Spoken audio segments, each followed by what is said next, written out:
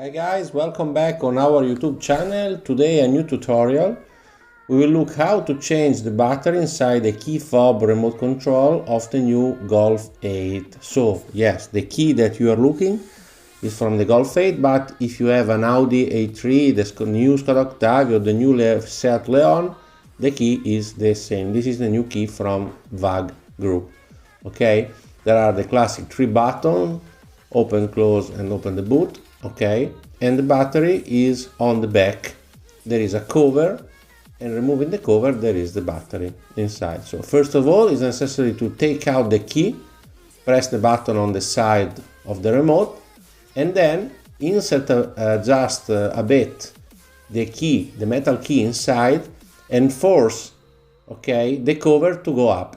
Then you can remove the little plastic cover, okay, and you already see there is the battery inside.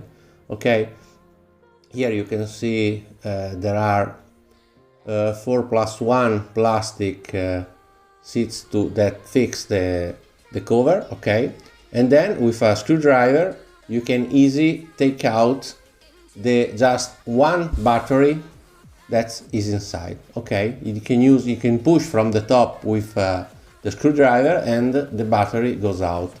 The battery is a CR2032. This is the model, in this case is a Panasonic. Anyway, if you're looking in the description of the video, we will put a couple of links to buy it on Amazon.